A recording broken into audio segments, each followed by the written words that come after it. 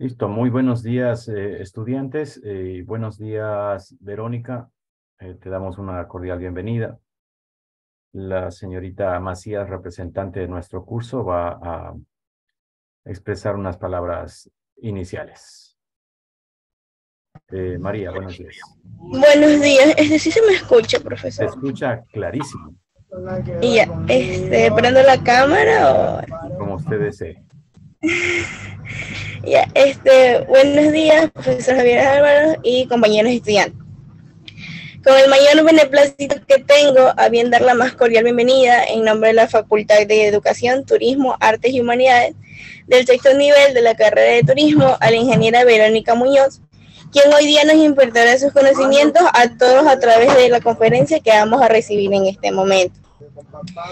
La ingeniera Verónica Muñoz es una especialista en turismo sostenible y certificación, con 20 años de experiencia en desarrollo sostenible, conservación, gestión de áreas protegidas, diseño e implementación de buenas prácticas para el desarrollo de un turismo sostenible bajo principios de calidad y responsabilidad social empresarial. Colaboró por 10 años en proyectos financiados por el BIC, USAID, GEF, GICS. Implementó estrategias de certificación, manejo sostenible de recursos naturales e implementación de diferentes estrategias y acciones para el fomento de medios de vida sostenible, con especial énfasis en la Amazonía ecuatoriana.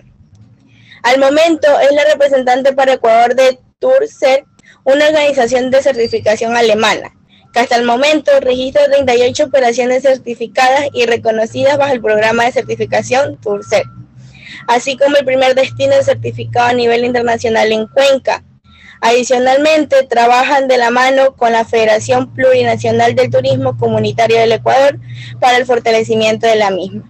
Bueno, le damos una cordial bienvenida a la ingeniera Verónica Muñoz, esperando que los conocimientos que ella nos va a dar nos ayuden en nuestra carrera universitaria. Gracias. Muchas gracias, María. Verónica, te he dado la opción de poder compartir en caso de que tengas algo para hacerlo. Eres coanfitriona.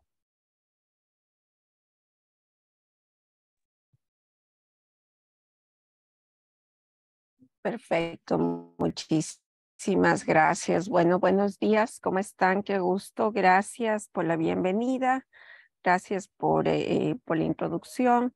En realidad yo quería un poco comentarles, quería ver si es que están viendo mi pantalla, por favor. Sí, la Me estamos imagino que observando. ya está. Ya, Sí. perfecto, no me va a tomar mucho tiempo, tengo mucho que hablar del tema, pero creo que es más interesante. Bueno, esta justamente es una presentación que lo hice una vez que concluyó el COVID y es obviamente interesante ver qué es lo que ha pasado con el turismo rural comunitario. Una de las cosas interesantes es que el impacto del turismo comunitario se da a nivel de destinos, es decir, que como ustedes pueden ver aquí en este gráfico, no simplemente está dentro de la comunidad como tal. Existen obviamente los municipios, los emprendimientos comunitarios que son parte del destino, los negocios locales y los hogares. Como pueden ver, la interacción obviamente se da en los destinos a través de los visitantes. ¿Qué pasa con los visitantes? Los visitantes, por ejemplo, compran productos y servicios, quienes compran directamente a los negocios locales. Los visitantes también generan a través de sus visitas salarios a los colaboradores de turismo. Los visitantes gastan dineros en servicios y productos turísticos que van directamente ya a los emprendimientos comunitarios.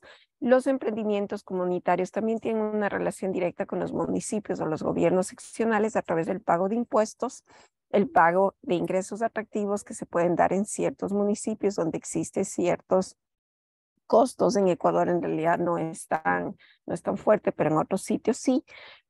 Obviamente los municipios también contratan personal para turismo, los visitantes compran productos y servicios también en los hogares y obviamente tenemos un mayor ingreso y mayor consumo. Toda esta gráfica lo que nos permite ver es que en realidad, si bien es cierto, muchas veces estamos enfocados en los emprendimientos comunitarios y al igual que la cadena de valor que se da en el sector privado, el impacto en general es bastante positivo en relación a los destinos, ya que permiten articularse de forma efectiva y generan mayores ingresos como tal. Esto en resumen nos lleva a que el impacto social del turismo, el turismo enriquece a las comunidades más rápido que cualquier otra industria. Es interesante que va del 2.9% versus el 1.7%, es decir, que su aporte es mayor y eso obviamente lo hemos evidenciado. Por ejemplo, en el tema turístico, una familia, en el tema agrícola, perdón, una familia tiene que esperar de 4 a 6 meses por un quintal de papas que puede costar de 8 a 10 dólares y en una guianza puede cobrar por un día 20 dólares. Entonces, obviamente, ustedes pueden ver ahí el efecto positivo.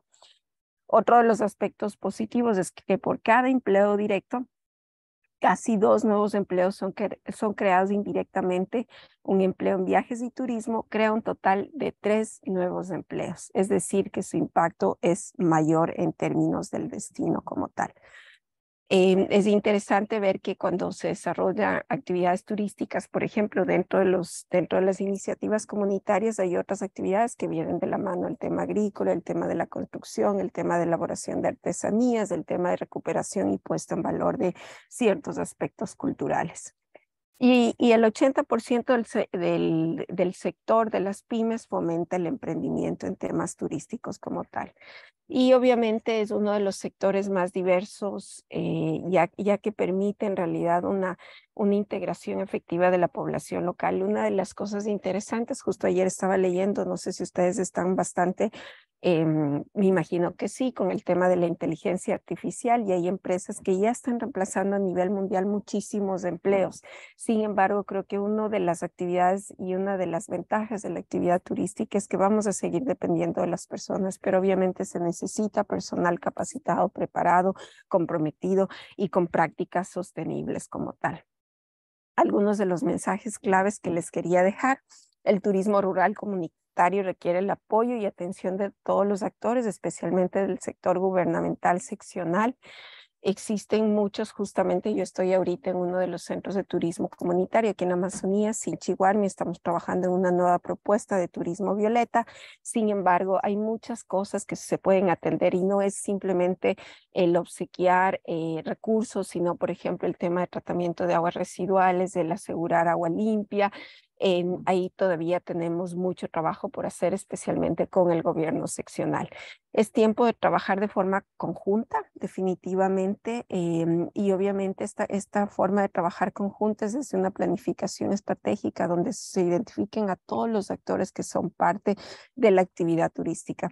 Y también el turismo sostenible, ahora más que nunca, tiene que volverse parte de la gestión, planificación y el desarrollo de los destinos sostenibles.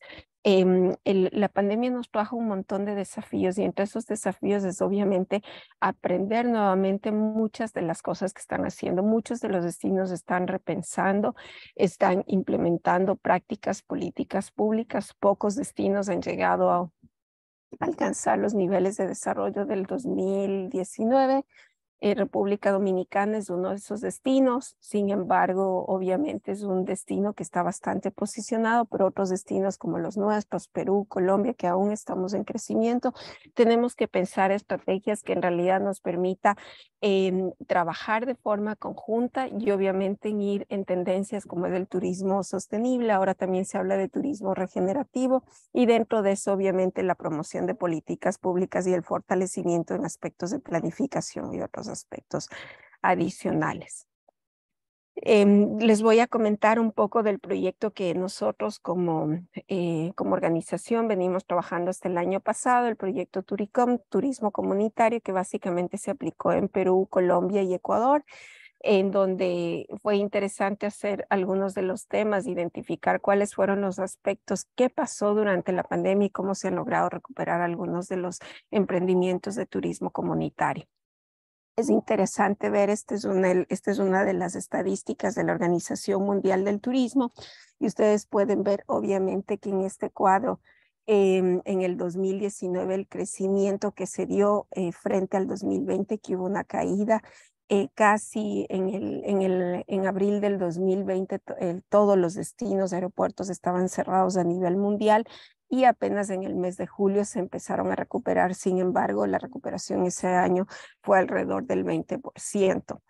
Aquí podemos ver las estadísticas de enero a marzo del 2021, cómo fue el decrecimiento. Como les dije, hasta marzo tuvimos en crecimiento, sin embargo, en abril cayó por completo la actividad turística alrededor en febrero, por ejemplo, menos del 79%, y en general en la región de las Américas menos del 72%, y en el caso de Sudamérica mucho más abrupta la caída, que fue del menos del 91% de crecimiento como tal.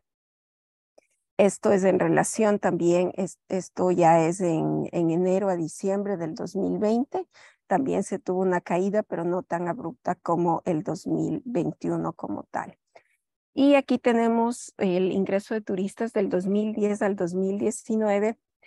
Podemos ver cómo países como Ecuador hemos tenido un crecimiento bastante interesante, sin embargo todavía no llegamos al nivel de países como Perú o Colombia.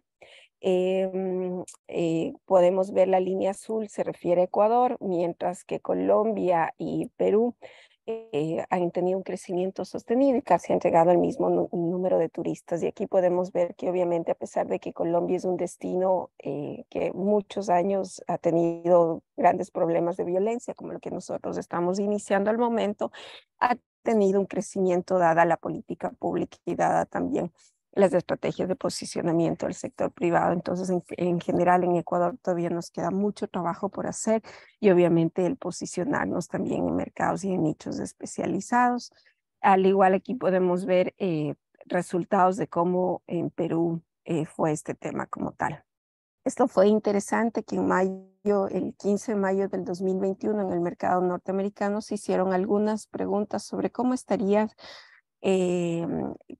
cuáles son los sentimientos que ellos tienen acerca de viajar en ese momento, ¿no?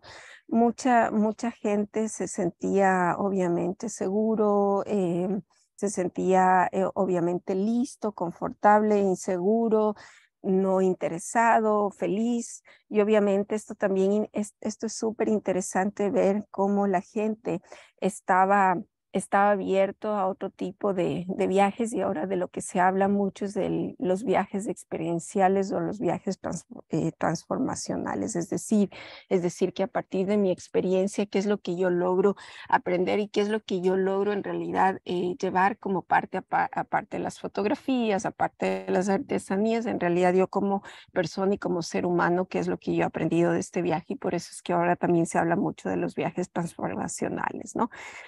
Sin embargo, en ese tiempo mucha de la gente no quería viajar, pero podemos ver que obviamente cuando la gente está buscando los destinos, ustedes pueden ver que uno de los temas interesantes, y por eso también hace mucho sentido que destinos como República Dominicana hayan alcanzado sus niveles de ocupación o de desarrollo similares al 2019 ya a finales del 2021, ¿no?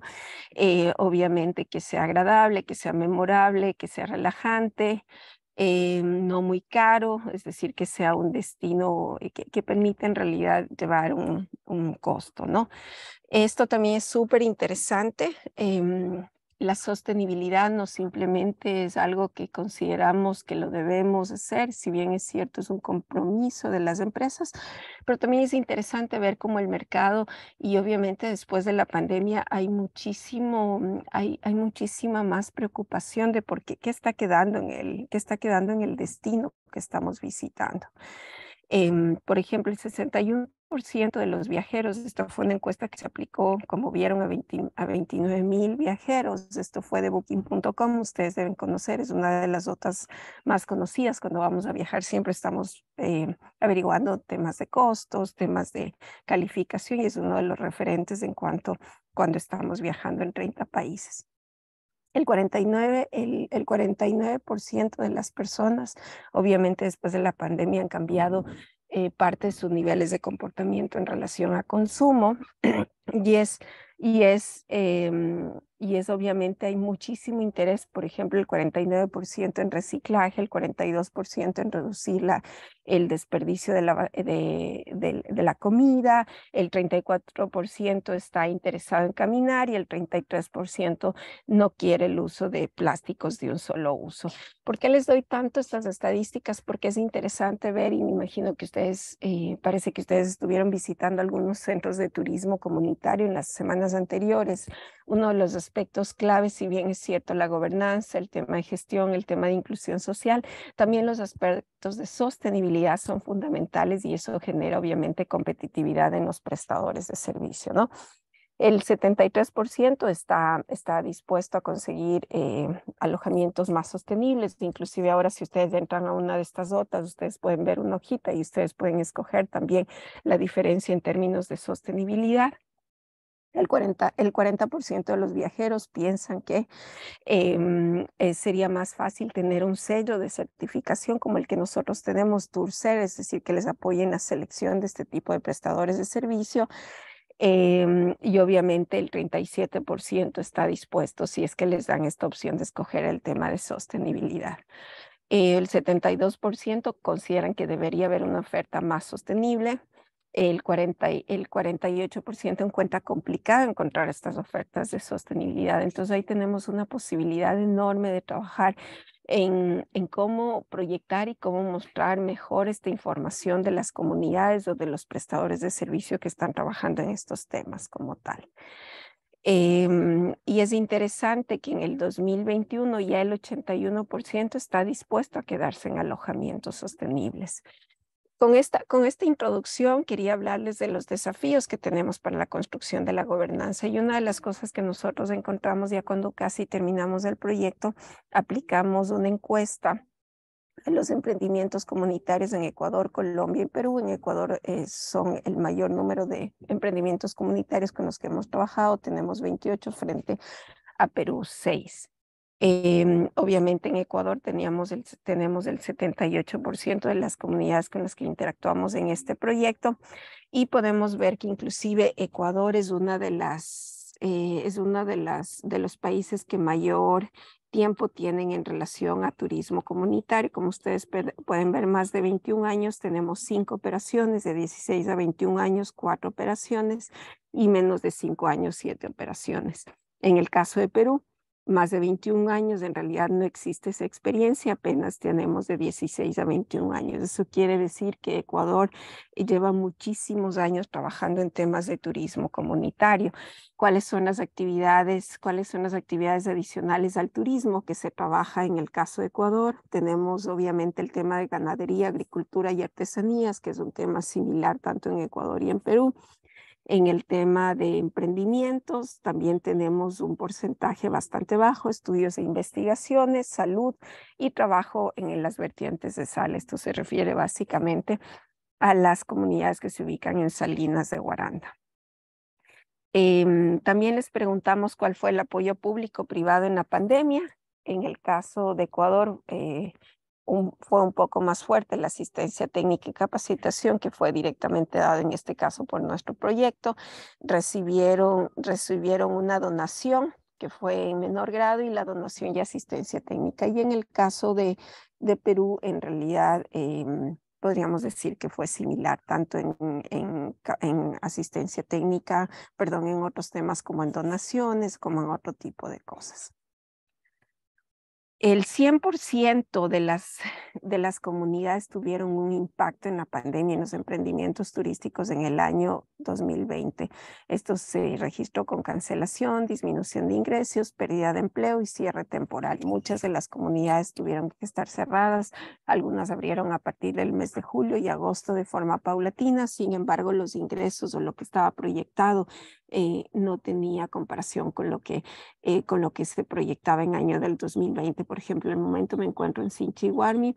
Ellos en el 2020 tenían un crecimiento exponencial. En realidad todo eso a partir del mes de marzo se vino abajo y apenas en el año 2022 han logrado una recuperación no similar a la del 2019. 2019. Se considera, y en general de acuerdo a las estadísticas de la Organización Mundial del Turismo, se proyecta que la recuperación va a ser tal vez probablemente en el 2025. Y creo que Ecuador está en ese espectro. En el caso de Perú, igual ahí tenemos un número menor, cancelación, disminución de ingresos, pérdida de empleo, el 67%. También el rango de ingresos de los emprendimientos comunitarios en el año 2020, solo una comunidad alcanzó, sus ingresos fueron superiores a $60,000.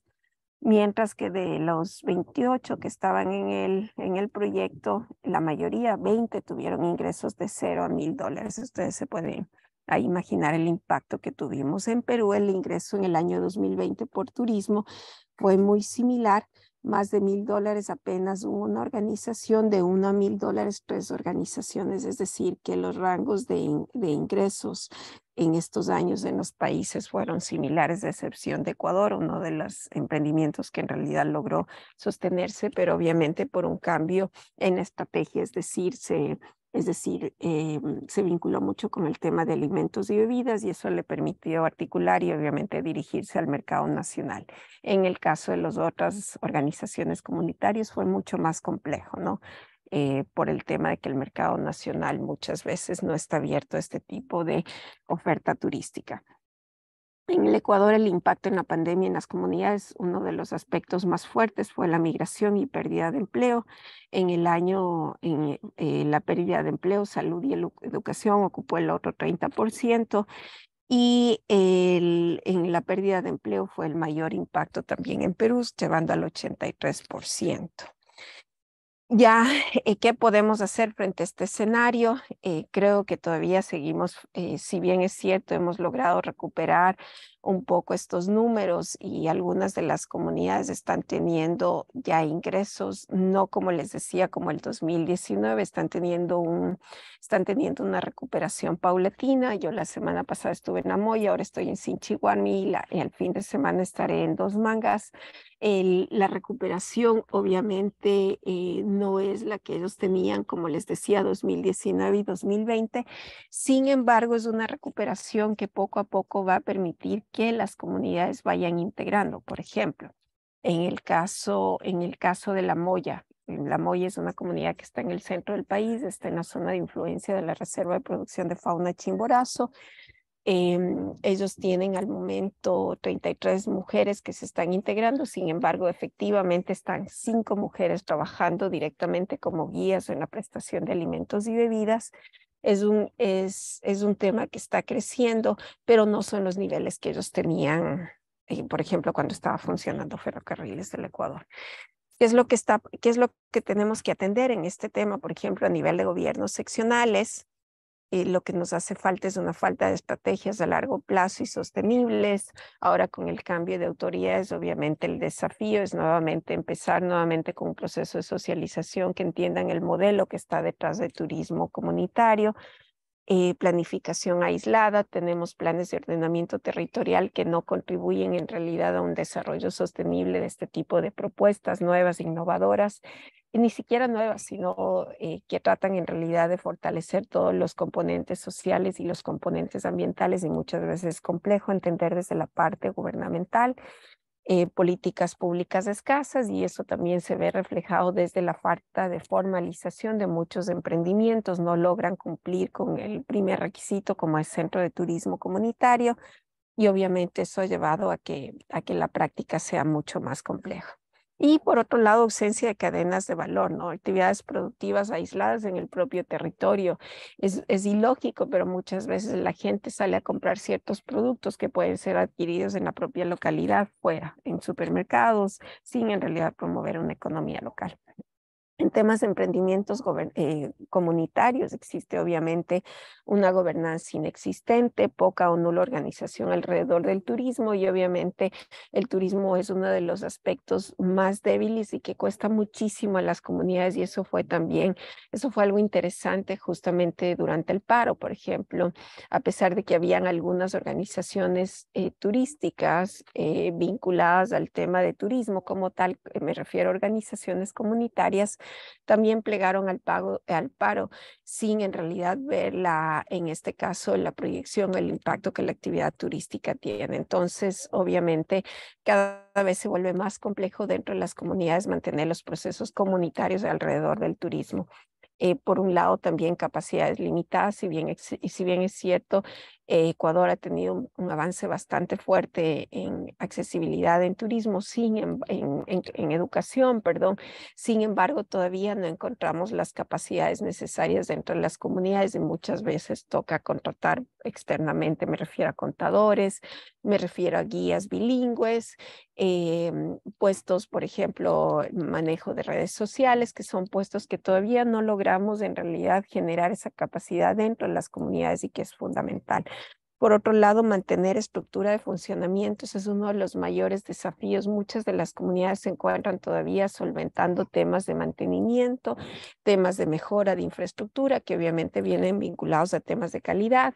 Sin embargo, el solventar gastos básicos, la planilla mínima, en algunas comunidades previo a la pandemia tenían ya gente enrolada, es decir, pagando el IES, pagando ciertos rubros, es decir, ya la gente estaba en planilla. Sin embargo, la pandemia hizo que se vuelva a un tema, no quisiera hablar de precarización de los puestos de trabajo, pero sí a una baja en lo que se refiere a la calidad de empleo. Entonces ahora se mantiene una estructura básicamente de pago por día, por un rubro mínimo, de acuerdo a las actividades que se desarrollan, pero en muchos de los casos ni siquiera se está llegando al rubro mínimo de lo que establecería un salario básico. Es decir, un salario básico establece alrededor de $15 al día, sin embargo, máximo las comunidades podrían pagar 10 o 12. No les digo que esto sea el común, pero en la mayoría de comunidades se están aplicando estos, ¿no? Y obviamente el tema de mantenimientos. Y por otro lado, también el sector privado y la academia todavía toca articular, ¿no? Un conocimiento limitado del producto comunitario. Me he dado cuenta que las universidades, no es el caso de ustedes, entiendo que Javier hace un trabajo fuerte junto a otros de sus docentes. Sin embargo, he notado en general en que todavía el tema de turismo comunitario no es completamente entendido y obviamente eso causa que en realidad el proceso de asistencia técnica y capacitación que puede ser dado por las universidades no son suficientemente efectivas. Por ejemplo, la semana pasada justamente me decían que habían pedido apoyo a la universidad llegó con ciertos temas que primero la gente no entendía por el término de vocablos, luego también el trato que no era un trato respetuoso. Todo eso puede causar también impacto y en vez de que sea un efecto positivo, puede ser un efecto completamente negativo y la asistencia que se requiere obviamente no puede llegar a lo que se requiere. Por otro lado, un empleo limitado, desvalorización de las capacidades locales, como les decía, también la falta de conocimiento en ciertas áreas y obviamente la capacidad limitada de los emprendimientos de turismo comunitario de generar en mayor número plazas de empleo, obviamente genera que pueden existir conflictos internos dentro de las comunidades. Y escasa vinculación con el sector todavía, a pesar de que ya vamos hablando de turismo comunitario 40 años. En el caso, ustedes tienen uno de los emprendimientos que tiene mayor historia, como es Agua Blanca. Todavía existen ciertas limitaciones en lo que se refiere al relacionamiento sector privado y sector comunitario, y eso obviamente ha dificultado en que pueda haber un crecimiento y una verdadera cooperación entre dos sectores que son claves. Cada uno puede jugar un rol en la cadena de valor y obviamente articularse de forma efectiva al mercado, inclusive en temas de fortalecimiento. Sin embargo, existen esfuerzos interesantes, pero todavía no son suficientes y creo que queda mucho por hacer en este tema. Y uno de los temas claves obviamente, para reimpulsar el turismo y mantenernos y recuperar todo lo que les había mencionado hace un momento es obviamente el turismo sostenible, que busca un equilibrio ambiental, social, económico y de gestión. La gestión sostenible del turismo, por ejemplo, en gobiernos seccionales serían las estrategias integrales, conservación de medios de vida sostenibles. Sería interesante trabajar con los gobiernos seccionales en la declaratoria de ciertos espacios para la conservación, una planificación integral, territorio, actividades productivas, es decir, que esos planes de ordenamiento territorial se lleven al cumplimiento, perdón, y que, permítame un segundito.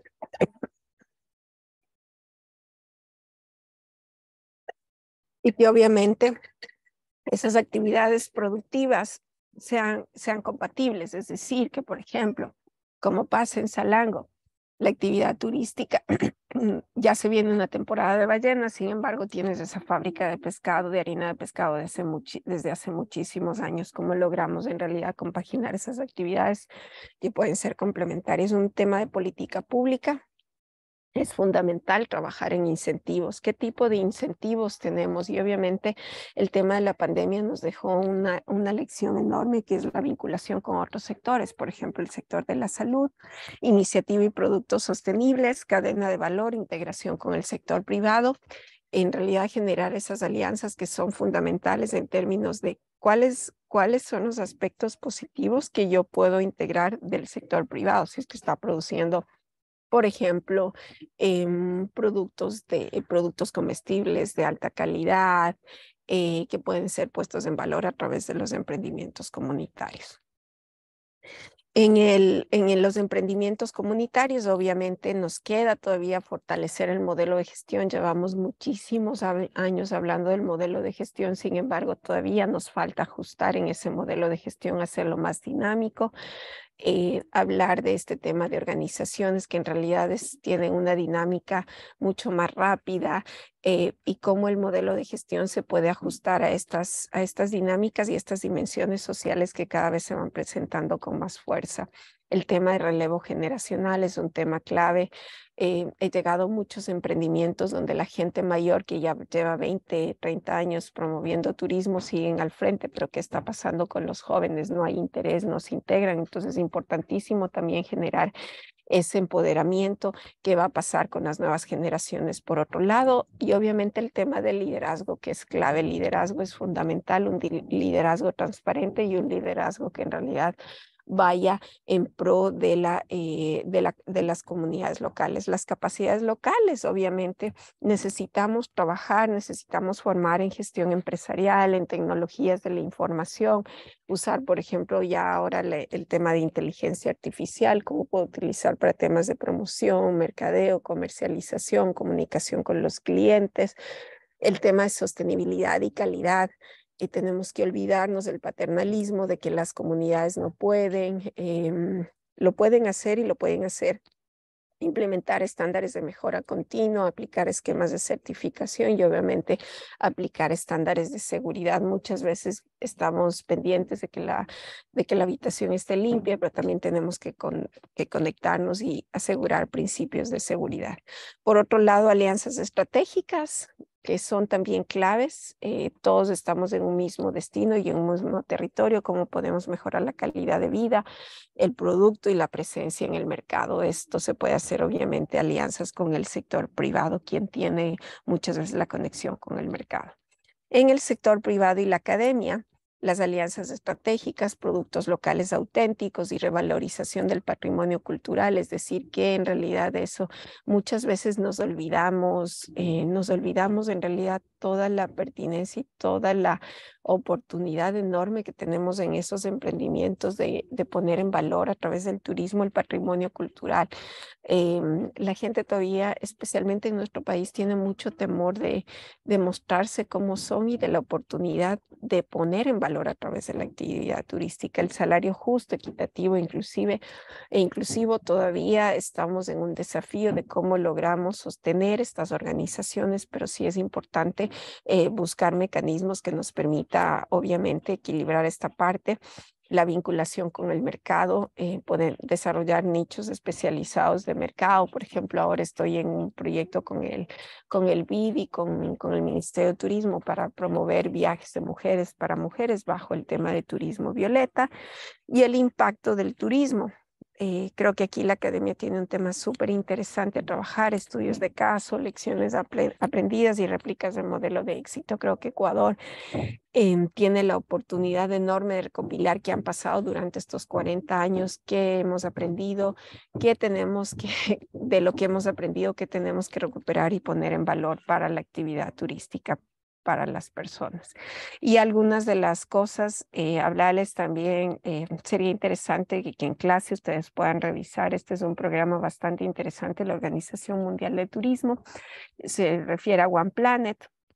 Y una de las cosas, el programa se llama One Planet, está promovido por la Organización Mundial de Turismo, por Francia y por otros países, y es interesante que identifica algunos aspectos claves que todavía son vigentes, ¿no? Que fueron promovidos a través de como respuesta a la pandemia, pero obviamente todavía son interesantes y son completamente aplicables, ¿no? Integrar indicadores de qué es lo que está pasando, es decir, por ejemplo, ya el COVID se fue, pero siempre en nuestros países, especialmente en las zonas costeras, tipo de dengue o otro tipo de epidemias, que también es importante tener información veraz, que eso es fundamental.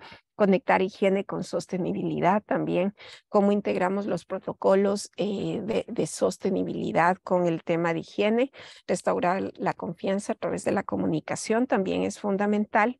Y obviamente el tomar como ejes estratégicos los objetivos de desarrollo sostenible, que obviamente es entre esos podríamos decir la ley a la pobreza, el objetivo 1, la producción y consumo responsable, que es el objetivo 12, acción por el clima o cambio climático, el objetivo 13, el objetivo 14, que sería la vida bajo el agua, y el objetivo 15, que sería la vida submarina y ecosistemas terrestres.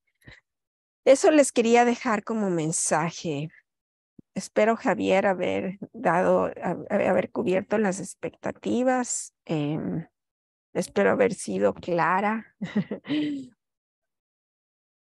Sí, sí, muchísimas gracias. Queda claro, Verónica, que pues dominas este campo y eso obviamente nosotros nos permite obtener una visión mucho más amplia de la que ya tenemos. Sin embargo, las experiencias que tú nos has comentado, más estos argumentos técnico-académicos, científicos, incluso creo que, o insisto, fortalecen el proceso de aprendizaje de los estudiantes.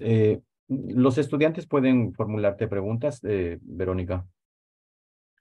Adelante, no hay Ya, problema. de todas maneras voy a empezar yo mientras los estudiantes están pensando en sus preguntas y yo te pregunto, ¿cómo está el tema del turismo violeta en Ecuador? Es un ejercicio, gracias por la pregunta, es un ejercicio que recién estamos empezando junto con el Ministerio de Turismo y el BID. Son tres comunidades que están insertas en el pilotaje con operadores turísticos, es Dos Mangas con Bielimar, es La Moya con Ecuatur, y en el caso de la Amazonía es Sinchihuaremi con Quinti. Entonces estamos empezando con el proceso, estamos recién construyendo qué entendemos por turismo violeta y llevar a la práctica esto en agosto. Esperemos que ya estén listos los productos. En septiembre estaríamos ya presentando las lecciones aprendidas y Ecuador se quedarían con lineamientos básicos y una metodología para que se pueda replicar con otros operadores turísticos y privados también. ¿No? Y seguro que aquí en Manabí tenemos condiciones para que eso suceda también un poco más adelante cuando ya se genere esta experiencia que ustedes están desarrollando ahora, Verónica. Con respecto al turismo rural comunitario en general y con base a tu experiencia, a tu larga experiencia, Verónica, existen casos exitosos de turismo rural comunitario en el país. ¿Cuáles crees que son los que se destacan y qué elementos han permitido que estos lugares se conviertan en exitosos? Bueno, creo, es una pregunta un poco compleja, depende mucho éxito desde donde podamos medir, éxito económico, éxito organizacional, pero podría mencionarte algunos y el mencionarte no quiere decir que queden otros por fuera, ¿no? Simplemente son los que se me vienen a la cabeza. Por ejemplo, con los que he estado trabajando muy de la mano es Yunguilla, que está al norte, que está en la zona de Quito. Tenemos también Santa Lucía, que es una cooperativa que nació a partir de, inclusive su figura inicial estuvo dada por el Ministerio de Agricultura y Ganadería. Tenemos también a Saraguro, a partir de, si bien es cierto, no es una organización que están organizadas como centro de turismo comunitario y todavía no tienen una figura dada por el Ministerio de Turismo, pero han logrado sobrevivir definitivamente en Amazonía. Un caso de estudio, un caso bastante interesante es Napo Wildlife Center.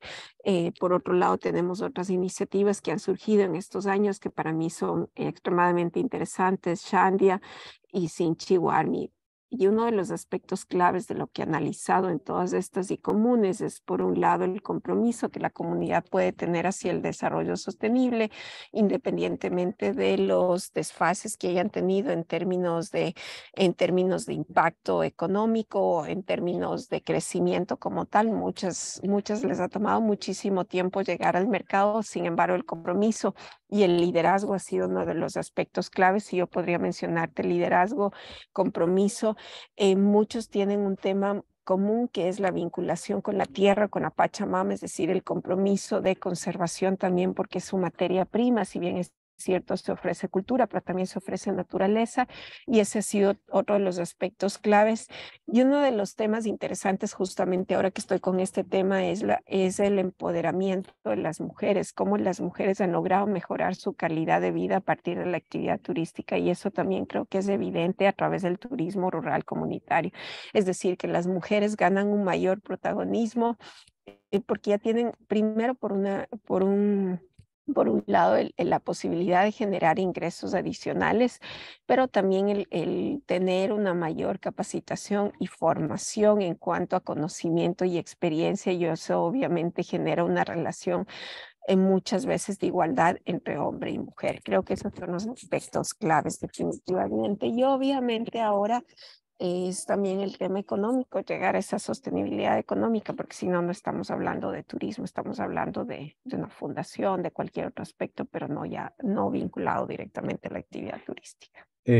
Verónica, la inclusión de la mujer en el turismo rural comunitario, pues no se ha generalizado en el país, pero hay ejemplos como tú lo has mencionado y también tenemos a Shiripuno, que seguramente tú lo conoces, donde las mujeres lideran el proceso. Esto me parece ideal. Las mujeres tienen muchísima capacidad, por supuesto, no faltaba más, eh, pero han generado estos espacios de liderazgo y creo que son ejemplos que se pueden replicar. ¿Qué opinas? Definitivamente, definitivamente creo que justamente ayer tuve una conversación extremadamente interesante y les decía a las mujeres cómo eran ustedes antes y después. Entonces ahora me dice que, por ejemplo, ellos, los hombres ahora atienden a los niños, los hombres cocinan. Hace 15 años, cuando recién empezaron turismo, o sea, eso ni pensarlo, ¿no? Entonces son dinámicas que han generado en realidad, espero no romper también la estructura familiar, porque hay que tener muchísimo cuidado también con eso, ¿no? O sea, el promover, por ejemplo, ahora turismo violeta, estamos teniendo mucho cuidado en la relación que se dan entre hombres y mujeres, porque tampoco puede ser qué pasa con ese hombre también en el rol, en la comunidad, y eso también es importante. Sin embargo, el rol de la mujer en estos espacios y en turismo, creo que es una de las cosas más lindas y es algo de lo que puedo destacar y ahora ya pensándolo como tal, no lo había enfocado, pero creo que es una oportunidad enorme de poner en valor esa mujer que tal vez no estaba ahí, que no estaba valorada, que no estaba integrado por falta de capacidad, porque tenía que dedicarse no falta de capacidad, perdón, sino por falta de una oportunidad de generar ingresos, de verse más allá de cocinar, lavar, planchar y ese tipo de cosas, ¿no? Entonces creo que ahora el salto es enorme y creo que esa es una de las cosas de mayor impacto en el tema de turismo comunitario. Es más, tú pudiste ver las fotos que yo tenía ahí. Ujú. par de muchos enfocados en mujeres, porque en realidad son las que tienen la oportunidad de compartir más la cultura, la historia y todo. Y tú como mujer te debes sentir muy orgullosa de aquello porque es parte de ese proceso y lo vives día a día, Verónica. Una última pregunta de mi parte antes de que los estudiantes formulen las suyas. Estamos desarrollando un ejercicio con los estudiantes, Verónica. Se trata de identificar la potencialidad que tienen algunos sitios rurales en función de aprovecharlos para el turismo. Puede ser el turismo rural en general o el turismo comunitario en particular. ¿Qué recomendaciones nos darías para que nosotros iniciemos con este propósito de identificación de potencialidades? Ya, a mí me parece que es importante, obviamente, me imagino que como estructura deben tener la identificación de recursos o de atractivos turísticos. Y uno de los aspectos fundamentales también ahí a considerar sería obviamente el tema de disponibilidad de servicios básicos, acceso, el tema de organización alrededor del destino, y no solamente me refiero a comunitarios, sino también propiedad de la tierra, eso también es fundamental.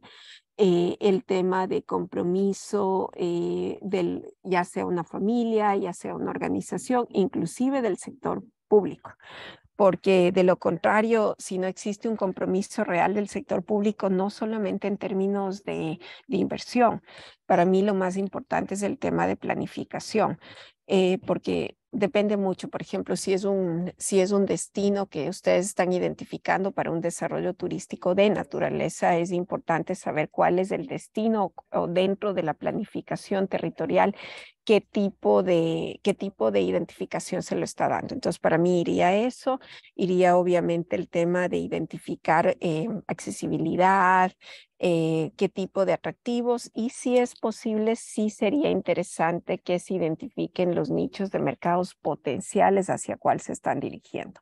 Es decir, si están identificando naturaleza, distancia, por ejemplo, creo que todavía tenemos que concentrarnos mucho hasta ver cómo vamos con este tema de seguridad en un tema local, regional, es decir, local para la población y luego regional me refiero a la costa. Tú sabes cómo está de complicado el moverse ahorita entre costa y sierra por las limitantes de las carreteras. Entonces, eso sería interesante, y obviamente validar en este caso con la mayor cantidad de actores que tengas en la zona.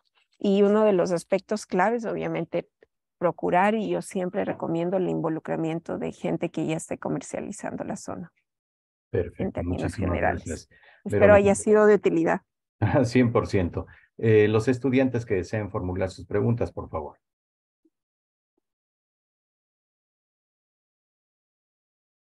Creo que no tienen preguntas. Pueden hacerlo directamente, no necesitan levantar su mano. Sí, ingeniera Verónica, yo tengo una pregunta. Según su percepción, Claro, dígame, por favor.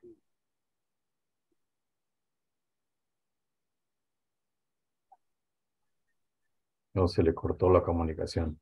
Se le cortó. No hay problema. Sí, mientras me parece que había otra persona que tenía una pregunta. ¿La puede formular ahora?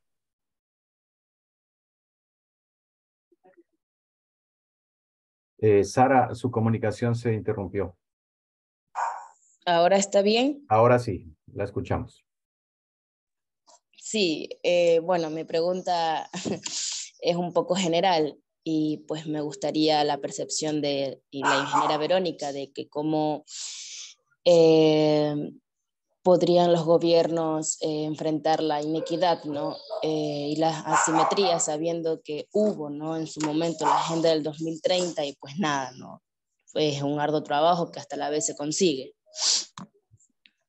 En realidad creo que ya muchos de estos temas los traté directamente el momento en que les dije y qué podrían hacer los gobiernos seccionales, pero ya vinculado directamente la inequidad social, obviamente uno de los aspectos claves y para mí lo fundamental es la educación. Creo que la educación tiene que ser universal, debe ser universal, es decir, los chicos no se pueden quedar hasta el colegio o hasta la escuela, tienen que avanzar hasta una profesionalización. Y no digo que todos debamos ir a las universidades, también se requieran otros mandos medios y operativos. Y tú, por ejemplo, el formarse como chef, cocinero, Eso es fundamental, la educación, el acceso a la educación. Con eso creo que lograríamos cortar muchísima inequidad porque todos necesitamos estar educados y preparados para poder atender. Sin embargo, las limitantes de acceso a Internet, distancia a las escuelas, el tema también de poder pagar los útiles escolares muchas veces limita. Entonces, me parece que uno de los aspectos que todavía quedamos debiendo es el tema de educación. Por otro lado, el tema de salud también. No puede ser que Ecuador sea uno de los países con las tasas más altas de desnutrición. Eso no es permitible en un año 2023. Creo que si trabajamos en esos dos temas, independientemente de la actividad turística, se puede contribuir. Ahora los gobiernos seccionales, ahora que entramos con nuevas autoridades, también deberían tener, si bien es cierto, son aspectos que debe atender en este caso el gobierno nacional. Creo que también los gobiernos seccionales podrían trabajar en estos temas de facilitar, de buscar mecanismos de cómo esa población vulnerable y la que se encuentra más alejada y la que en realidad no tiene posibilidad de ir a una escuela, de ir a un colegio, mucho peor de ir a una universidad, asegurarnos a través de diferentes mecanismos que puedan concluir y que puedan llegar a ser profesionales. Creo que con eso cortaríamos muchísimo la inequidad que todavía se da en nuestro país. ¿Alguna pregunta más? No. De no existir más preguntas, pues no me queda más que agradecerte por tu tiempo. Sé que siempre estás muy ocupada, Vero, pero también sé que siempre estás dispuesta a contribuir con este tipo de procesos. Espero que cuando vengas a Manabí nos visites. Eres más que bienvenida, no únicamente a nuestra provincia, sino a nuestra universidad también. Te enviamos un Muchísimas abrazo gracias. fuerte, te deseamos éxitos en tus actividades que siempre son muy comprometidas con el desarrollo sostenible en general y hasta una próxima oportunidad. Muchas Gracias. gracias nuevamente y un abrazo fraterno. Gracias, Javier, por la invitación. Feliz de haber empezado el día así. Que tengan Qué un bueno. lindo día. Cuídense. Hasta Gracias. luego. Hasta luego. Bueno, los estudiantes se quedan en el salón, por favor.